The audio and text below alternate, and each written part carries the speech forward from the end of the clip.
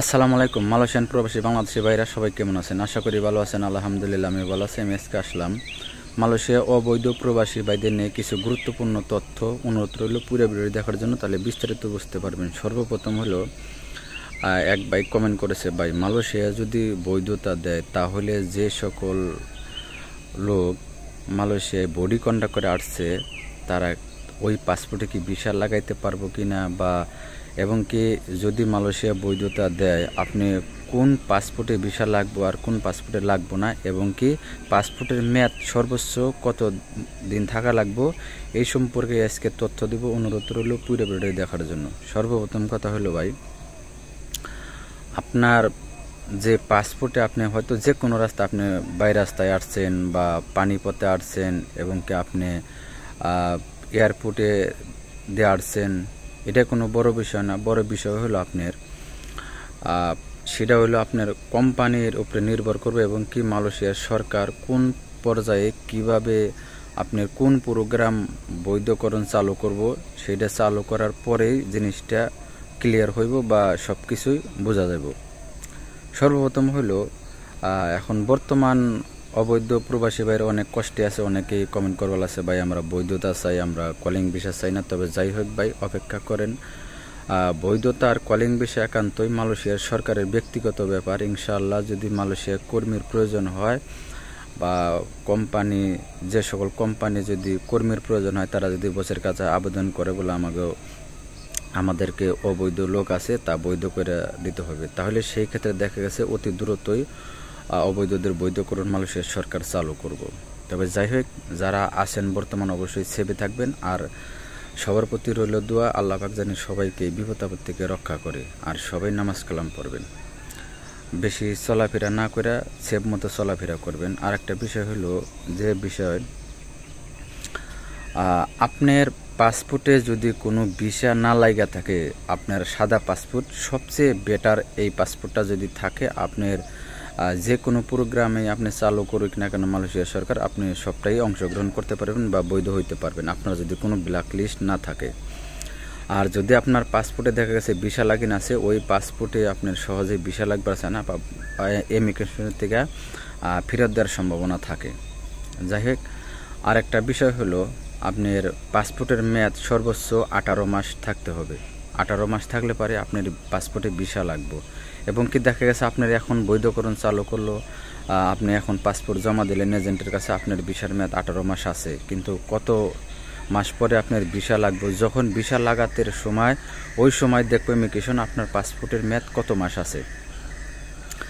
যদি আপনার পাসপোর্টের মেয়াদ আপনার 18 মাস এখন থেকে থাকে, সেক্ষেত্রে আপনি অবশ্যই একটা পাসপোর্ট বানিয়ে বের দেবেন। নতুন পাসপোর্ট আপনার হাতে এনে রাখবেন, সবচেয়ে বেটার হইব। আরেকটা বিষয় হলো, আপনার যদি পাসপোর্টে ভিসা লাগা থাকে কোনো পাসপোর্টে, ওই পাসপোর্ট নেওয়ার সম্ভাবনাই বেশি। আপনি অবশ্যই দ্রুত একটা পাসপোর্ট বানিয়ে রাখবেন, সেটাই ভালো হইব। আর যারা আপনারা বডি কন্ট্যাক্ট করে আসছেন, যে কোনো পথে, পানিপথে হোক, যে কোনো রাস্তায় আপনারা আসছেন কন্ট্যাক্ট করে, তবে আপনার পাসপোর্টে যদি ভিসা না থাকে, ভিসা লাগানো না থাকে, কোনো সিল সাপোর্ট না থাকে, তাহলে সেই ক্ষেত্রে আপনার ভিসা লাগবে পাসপোর্টে। তবে মেয়াদ থাকা লাগবে সর্বনিম্ন আপনার 18 মাস। আর দেখা গেছে আরেকটা বিষয় হলো, আপনার ভিসা লাগানো আছে পাসপোর্টে, পাসপোর্টের মেয়াদ আছে 2-3 বছর, আপনার ওই পাসপোর্টে ভিসা লাগবে। এটা কিভাবে আমি আপনাদেরকে বলি।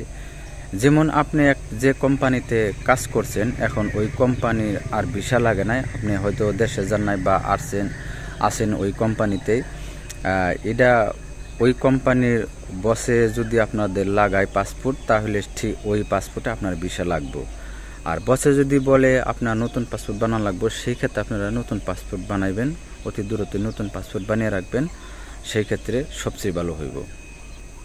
আরেকটা বিষয় হলো, বাংলাদেশ থেকে প্রতিনিয়তই কমেন্ট করবার লাগছে, ভাই আপনারা আমাদের কলিং ভিসা, বাংলাদেশে কলিং ভিসা কবে থেকে চালু হইব, এবং কি কবে থেকে লোক নেওয়া শুরু করব, কোন কোন সেক্টরে লোক নেব। তবে একটা কথাই বলবো ভাই, আপনারা অপেক্ষা করেন, কেউ উদ্যাপ করবেন না, বা এজেন্টের কথা বিশ্বাস করে, দালালের কথা বিশ্বাস করে আপনারা পাসপোর্ট টাকা পয়সা জমা দিয়ে কেউ ধরা খাইবেন না বা প্রতারিত হবেন না। এখনও কোনো কিছু সিদ্ধান্ত হয় নাই, কেউ কেউ আবার লেখে ভাই কত টাকা নিব যাইতে, তবে ভাই এখন ওটা নির্ভর করব এই যে রেকর্ডিং এজেন্ট যারা আছে দালালের উপরে, তাদের উপরে নির্ভর করব।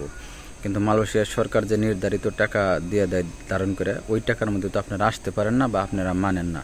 আপনারা এক একজনে কমেন্ট করেন ভাই আমি আপনাকে 1.5 লক্ষ টাকা দিব, আপনি আমারে নিয়ে দেন। তবে একটা কথা বলবো, আবার কিছু কিছু ভাই বলে ভাই আমার একটা ভিসা দিবেন, দেওয়া যাবে কিনা। তবে একটা কথা বলি ভাই, আমি আলহামদুলিল্লাহ আল্লাহ পাক আমার অনেক দিন ধরে বিদেশ করিবার লাগছে, তবে আমি কখনোই ভিসার ব্যবসা করি না, আর ভিসার ব্যবসা আমি যাইও না। আলহামদুলিল্লাহ আমি এমনিই ভালো আছি, যা কামাই করি আমার আলহামদুলিল্লাহ চলে যায়। ওই ভিসার টাকার ব্যবসা আমার দরকার নাই, এবং আমি ভিসার ব্যবসার মধ্যে যাই না। কারণ কিসের জন্য, আপনারা যদি আমি একটা ভিসা দিবার যাই ভাই, যদি কোনো কিছু হয়ে যায়, সেই ক্ষেত্রে দেখা গেছে ওই টাকার দায়ভারটা কে নেব, আমি না আপনি। তখন আপনিও কোন দিকে যাবেন, আমি কোন দিকে যাব। তাই আপনারা আরেকটা বিষয় হলো, চেষ্টা করবেন ভালো কোম্পানি দেখে আসার জন্য, বা ভালো দালাল ধরবেন, ভালো রেকর্ডিং এজেন্সির সাথে আপনারা যোগাযোগ করে আসার চেষ্টা করবেন। সবাই ভালো থাকবেন, সুস্থ থাকবেন, আর আপনার মতামত অবশ্যই কমেন্টে জানাইবেন। আল্লাহ হাফেজ।